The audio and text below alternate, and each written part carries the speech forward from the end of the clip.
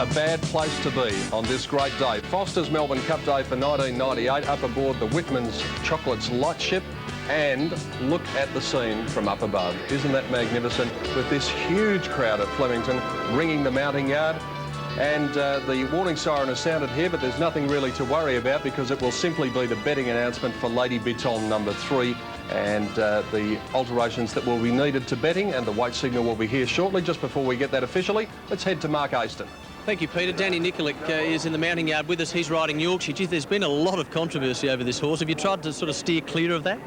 Yeah, they've asked me my opinion, and I definitely think the horse should be in the race. You know, the horse was asked to come out here, and they spent a lot of money, the connections, and to say you can't run in the race, I don't think it's really fair. But I rode the horse Saturday morning, and he feels like a very capable stayer, and I think he ran very well in the Melbourne Cup. So you're giving him a big rap?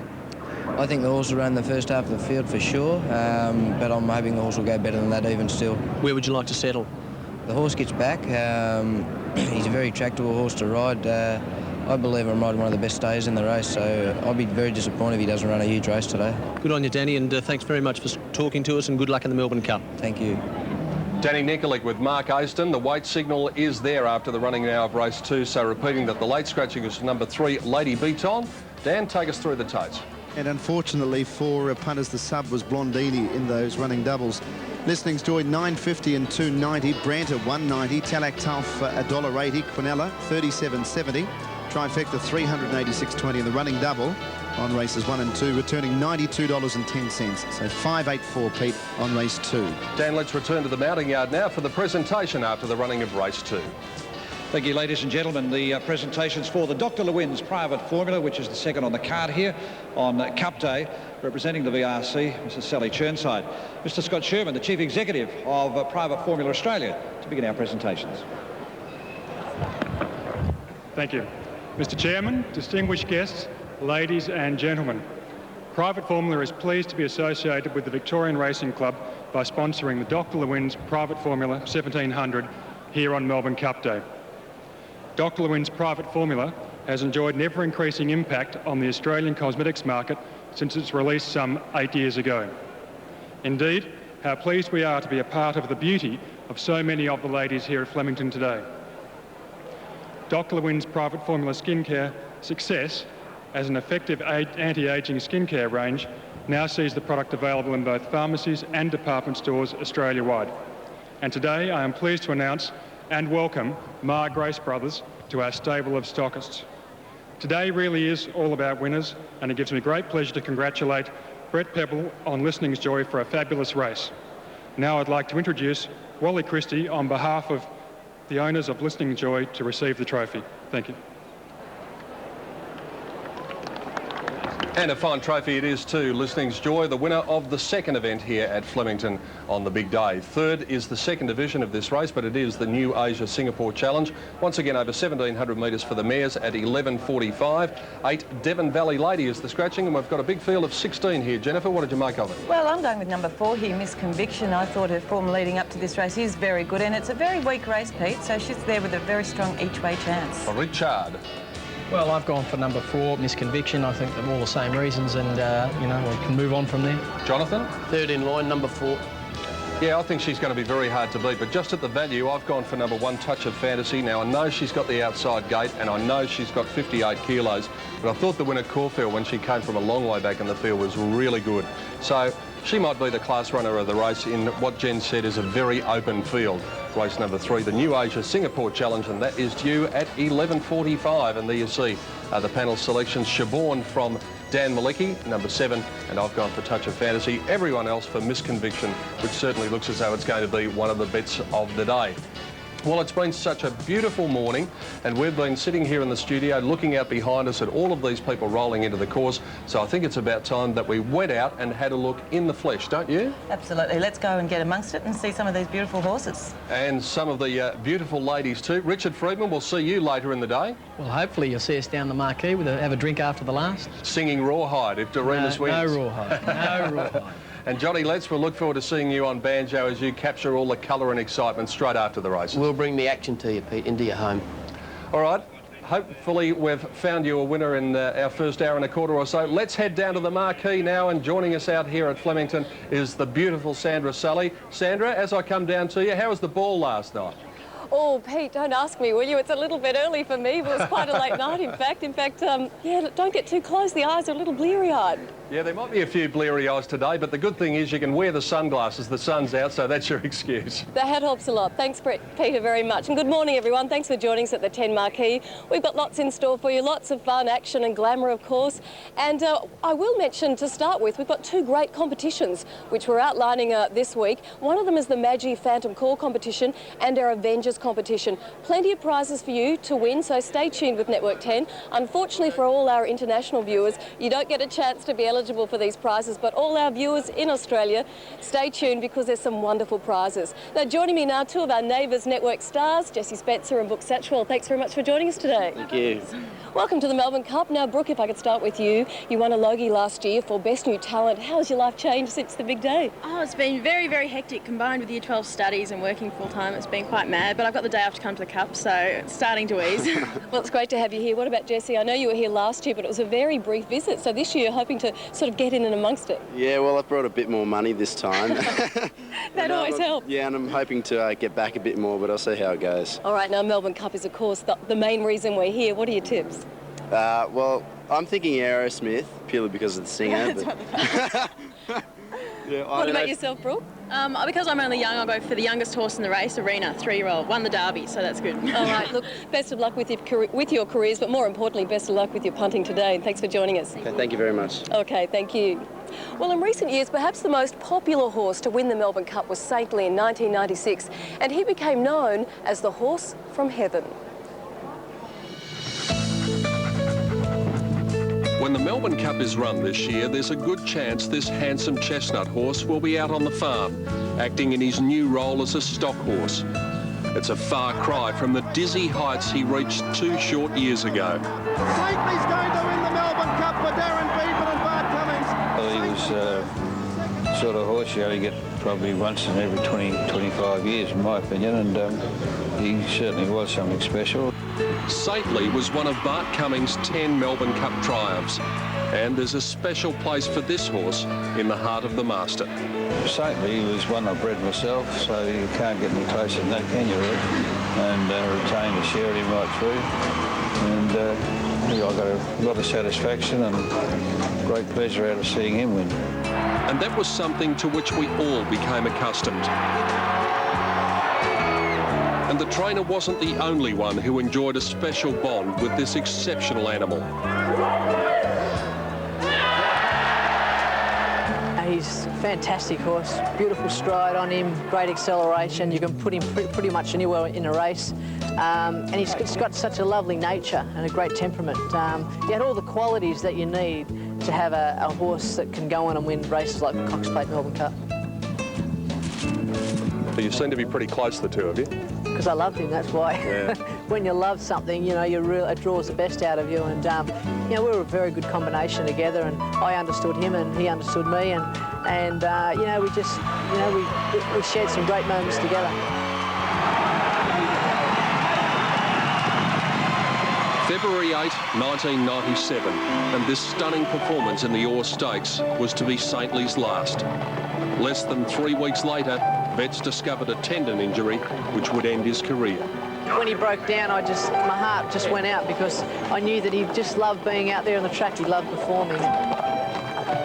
You realise how high it is. This particular day at Prince's Farm near the Blue Mountains, Saintly was saddled for the first time since his retirement.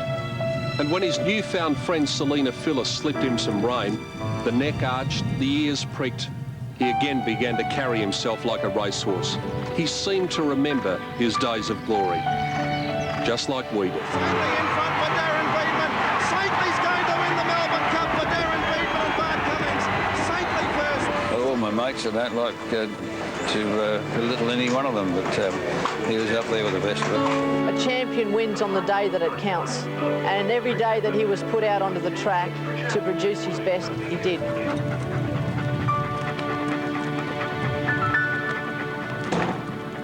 Who can forget Saintly? I can't, of course. I backed him on the day, and of course, Saintly is one of the most special memories for me. But it's not all just about memories, it's also about special guests here at Melbourne Cup, and an array of special guests for you today. Costas Mandylor, Rachel Beck, Billy Thorpe, Andrew Clark from State Coroner, they'll all be joining us today. But you know, one of the main focuses of today is not just the racing, it's the fashions. And as you can see, they look wonderful. This is the big one, the 1998 Foster's Melbourne Cup. Here on 10, back soon.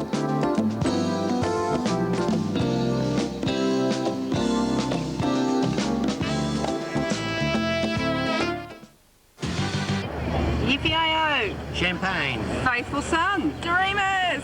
Who's going to win? Gold Guru. She Dancy. Champagne. I saw a falling star last night. We're going. Go Champagne. Arena's got it in the bag. Arena. Perpetual check.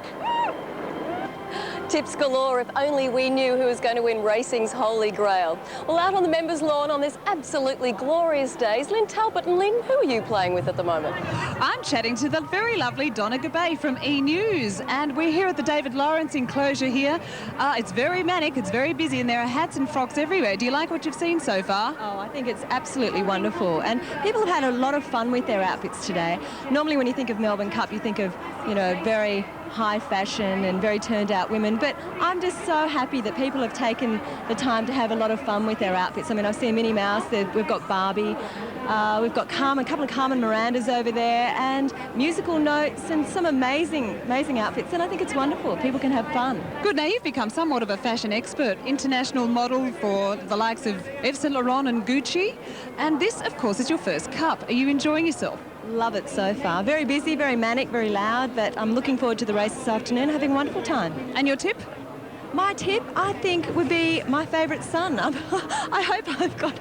No, now, what is it? Is it Faithful Son or Favourite Son? I mean, I'm not really very horsey. Faithful Son. There you go. Well, best of luck with that, Donna. And catch up with E! News tomorrow night at 8 o'clock on Channel 10. Thanks, Sandra. Thanks, Lynn. Well, the Melbourne Cup has been won by many great horses and jockeys, but Jimmy Johnson rode 3 Cup winners, and he loves to relive those times with his old friend, Johnny Letts. They're regarded as two of the nice guys of the Australian turf, John Letts and Jim Johnson, star jockeys in their time, and both with plenty of special Melbourne Cup memories. A jockey has to win the Melbourne Cup if he wants to make a mark when he's a jockey. History. I think it's something that's part of our heritage. Johnson and Letts have won 5 Melbourne Cups between them, and they share something else as well. Another South Australian boy gone over there and done well, and they reckon that he followed my style anyway. In my first race win, I beat Jim Johnson. Do you remember that day? I can't remember that one. I'll tell a story about that. It's not a true story, but I tell it. The story begins with Johnson's first Melbourne Cup win in 1963 on Gattam Gattam. 5 years later, he was again in the spotlight, this time for his dashing ride on Rain Lover. I don't care what champions they had racing against him that year, they wouldn't have beat him because he's won by 8 lengths and in record time. The very next year, Johnson and Rain Lover were an item again, but not before he had to fight for his ride after receiving criticism for his tactics during some lead-up races.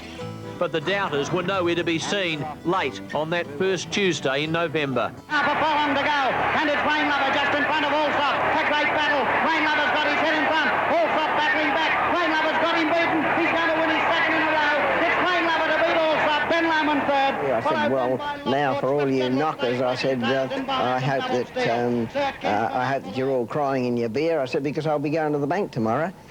And I felt that was a good one. Didn't you own that bank? I did, yes. You're going to open up, I suppose. No, I've had to sell since. You've had to sell it. Letts guided piping lane to victory in 1972, but had to wait 8 years before his second Cup win.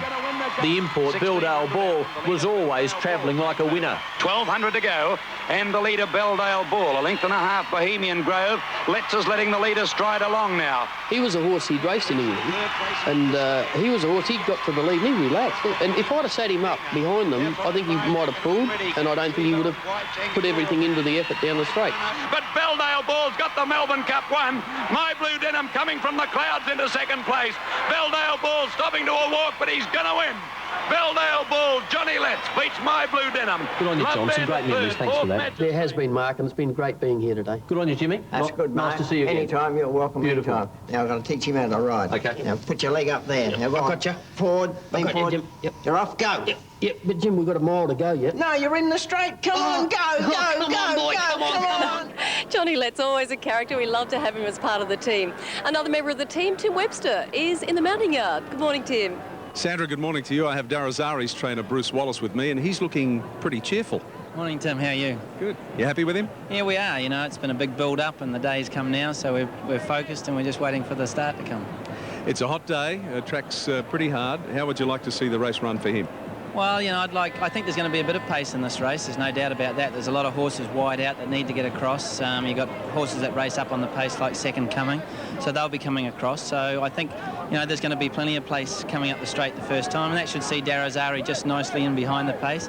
And I'll be telling Opie to make sure we stay out of trouble and probably maybe try and stay off the fence. Speaking of Opie, he appears to be coping really very well with all the pressure of a Melbourne Cup meeting. Yeah, he's a pretty experienced young guy. You know, he's had a lot of exposure back home. He's travelled around, and I think in the 4 weeks he's been in Australia, he's done a pretty good job. And to win the Wakefield, you know, on Saturday, that was a big boost to his confidence, I'm sure. Which horses are you concerned about most in the Melbourne Cup?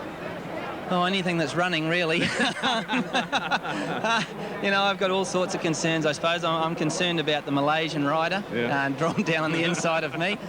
Just not quite sure what he'll do. I'm not doubting his ability, but, you know, it's his first time riding here.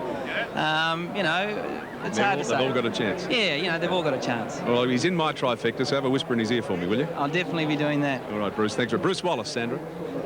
Thank you, Tim. Yes, this is the place to be, fabulous Flemington. As you can see, the crowds are gathering. The day is spectacular, and we're all in awe and waiting for the big race. Of course, it's race 8 on the card today, so there's a little way to go, but we are, of course, looking forward to it. I dubbed him on Saturday our maestro of mischief and mayhem. Tim Bailey is still our roving rascal and up to all sorts of antics. Hi, Tim. Hello and welcome to Bailey Cam. This is it. Now, the Melbourne Cup. We're at the front gates of Flemington. It's all about fashion, flair and a fair bit of lair. Let's go and find some. I better go. You left without asking. Can I just ask you one question? You ask me. When are you going to the doctor? I'm going. All the best. Cheers, Bailey. I'll see you again next week, same time. Now let me tell you, lads, here is a mob of people that are in a lot of trouble. If yellow is out this year. Oh, dear. We've been told reliably that it's definitely in. Yeah. That's why we're there. And the fashion guru said no cartoon characters on ties. Bah humbug to them. Welcome back, Connor. How are you? Ladies, isn't it a lovely look? Black and white is always right. Lovely. Got a tip for the cup for us? Champagne. I think you might have had one already, you rascal. You know, the Melbourne Cup's just all about going bananas. How are you, champ? Bit better than you by the look of things. No way, mate. Do they know you're outside? Mr. Clinton, a quick comment. How are you today? I did not have sexual relations with that woman. And if he calls me Monica again, I'm out of here. More Bailey Cam later on. I'm very nervous for all the patrons here at Flemington if Tim Bailey's up to his usual tricks. Well, later in this Carnival Week, costumes from the new movie, The Avengers, will be on display here at Flemington, starring Uma Thurman, Ralph Fiennes and Sean Connery. Now, the movie opens at Village Cinemas on November the 5th. If you would like to win this fabulous competition, all you need to do is call 1902 555 308. Leave your name, address and phone number, and you could win a trip for two to London or the use of a brand new Jaguar XJ8 convertible for 1 month. Now, I know what I'd be choosing, but it's up to you. All you have to do is say which prize you would like and why. It's that simple. Now, back to racing, and race 3's coming up. Pete and Jen are in the mounting yard. First time down there today. Pete, what's the atmosphere like? Oh, it's always magnificent on Melbourne Cup Day, Sandra, and today is no exception because we've got a glorious day. and the biggest crowd that I've seen for a long time. Yes, it is absolutely fabulous atmosphere down here, Sandra, and we're having a ball at the moment, and it's not even over yet. We've got the big one to come yet. And the good thing is Roy Higgins' wallet has just arrived because a helicopter has just landed, so everything's okay. Touch of Fantasy is the one that I liked in the race, race number 3, Jen, mainly because of her win at Caulfield, where she finished off her race well. She's got plenty against her, though. Barrier 17, 58 kilos, but on the plus side, Greg Childs. Yes, well, at Moonee Valley, Peter, she was very wide there as well, so you could possibly forgive her for that run. I agree with you. I think the 17, the barrier 58 is her big concern here. Number 2 is the Bartered Bride. Nash Rawilla is the rider for Matthew Hyland. And there is the Sheikh arriving. That was the reason for the helicopter arriving. Hope he's brought Roy's wallet with him. But it is the Sheikh, the owner of Faithful Son, of course. And he'll be watching the Melbourne Cup with great interest later on. Back to the Bartered Bride. You can see she's eased out 40 cents. That's the plus 40 on the bottom right-hand corner of the screen. She's at around about the $10.90 mark. The significant thing with the Bartered Bride is the fact that she's won 5 races and they've all been on rain-affected tracks. So I think she does need the sting out of the ground to produce her best. She's drawn barrier 16 too, so I'd say at best a place chance. Can Stuart Webb make it a unique double here? He won the first division of the Mares race and he's got Nap Hill here. Massive class drop here for Nap Hill and likely to get a very nice run too from barrier 1. So I do think that she comes into the race for sure. Number 4 is Miss Conviction, the one that most of the panel likes, Craig Williams. She's going to be very hard to beat. Yes, I thought it was a good effort last start when she sat 4th. She was given a perfect ride there at Sandown, and the start before she won over the 1600. Now back to the 1700, that's going to suit her a lot better. She's not much value, Peter, but I do think she can win. Number 7, Janice Shaborn. Brett Preble takes the ride here for Johnny Blakey at Geelong, and it was 12 months ago that Johnny Blakey had a winner here at the Carnival in Backslapper. Yes, well, this horse was a little unlucky there at Geelong and possibly should have finished a bit closer than she did. I thought the win at Seymour was good. It was a very good ride there too, and this is an easier race for her, so she's got some chance in the race. A colleague of ours, Drew Morford, and his wife Kaz are the part owners of Royal Mystique number 11. We wish them well. Aaron Spiteri rides for Ian Pankhurst at Pakenham, and she's a good, honest mare. She is, and I've given her a rough chance there at pretty good odds as well. She's got the blinkers off today. She's quite one pace, so she'll need the race run to suit her, and you can forgive her for a couple of runs. She has been on the worst part of the going, so not the worst by any means. Number 12 is Calabash Bay, and the rider here is Dwayne Dunn for Peter Corrigan at Kyneton. Far too good at Echuca. That was 2 starts ago for Calabash Bay, and then no luck at all at Werribee there. So another horse with a rough chance in the race at fairly good odds. And what about Lenny Beasley's mount for Bart Cummings here, Jen? Number 16, Ready, Zeddy, a go. The horse is not very keen on the whip at Kyneton. She did really resent that there, and she ran second. 51 kilos, lightly weighted, but there with some rough place chance. Let's see what the tote punters have made of the third race as they go to the stalls now. Here's Dan Malicki. Miss Conviction is a firm favourite here, around the $2.50 mark. Touch of Fantasy and Siobhan, numbers 1 and 7, are well in the market. And over the page, down to number 16, Ready Zeddy Go at around the $9 mark, but I know that it's at much longer odds with bookmakers. And speaking of bookmakers, Tim Gossage has all the action in the bookies ring. Bookmakers are winning after the first 2 races. Dan, Miss Conviction is the short price favourite. It's really the only one that the punters want, although there has been specking for number 13, Casino Bid. Big odds on the tote, much shorter in the ring, half the price in the ring, 35 to 1 on the tote. Tim Gossage down there in the betting ring, just having a chat to Greg Hall and wishing him well. Of course, he's riding Doremus later on, but we're at the 3rd of 10, and this is the New Asia Singapore Challenge. It's over 1,700 metres. They'll run about 300 metres or so before they get to the first turn. So in a big field here, the first 300 metres is really going to be very important. And as they go to the gates, might be time to check out our Cadbury favourites here for race number 3. Miss Conviction from Jennifer, Richard, Letzi and Gary Willits. And from Dan, it's Siobhan. From me, it's Touch of Fantasy. The best of British luck to you. We'll come back with the New Asia Singapore Challenge after this break. Live around Australia on Network 10.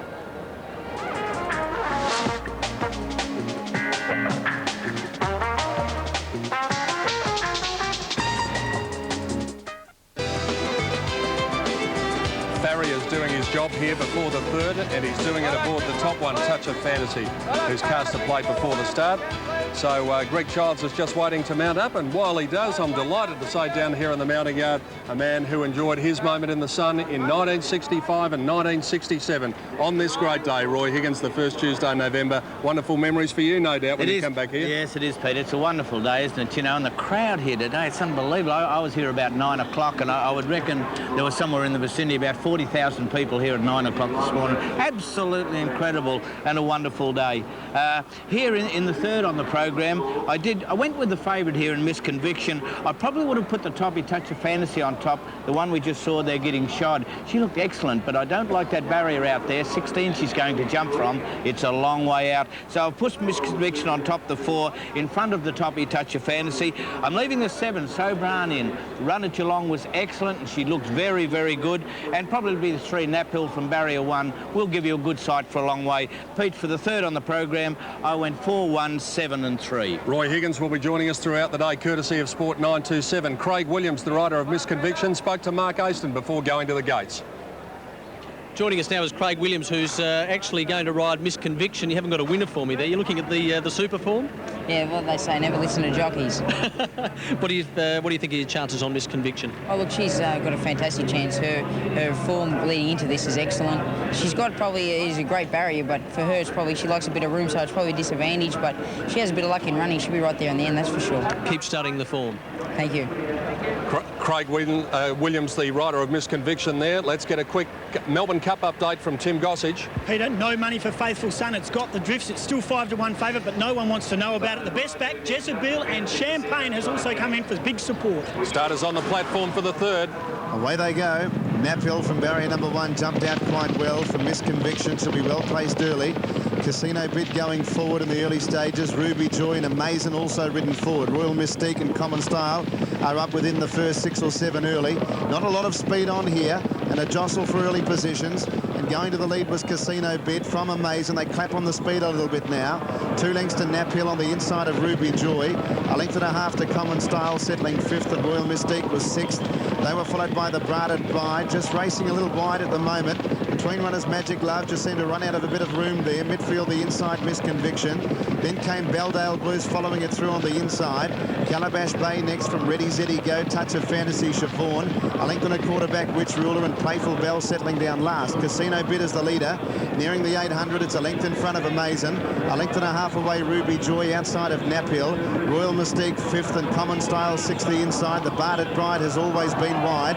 The favourite Miss Conviction midfield on the inside from Magic Love and Calabash Bay.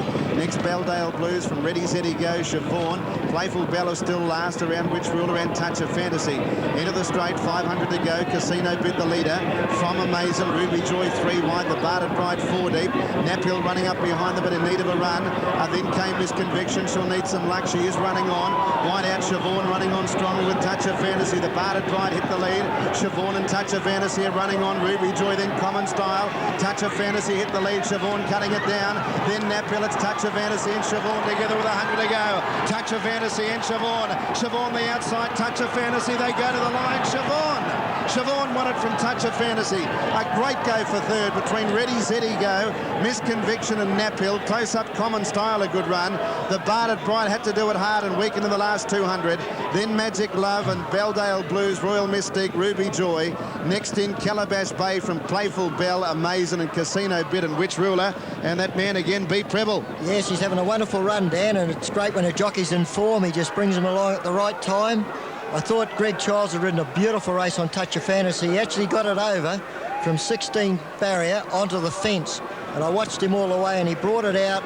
When they straightened up at the 400, he'd actually come to the outside, and I thought he was actually going to go home and win, but Siobhan with Brett Preble just coming along at the right moment was too good. 7-1 and 3 gets third. Naphill after that photo where they were stretched across the track. Yeah. Coming down the outside of the track, and probably the widest winner that we've seen over the carnival so far at Flemington. Yes, they had a lovely, they went along fairly quick in front, and as I said, you can see these two here. The widest runner is Siobhan, and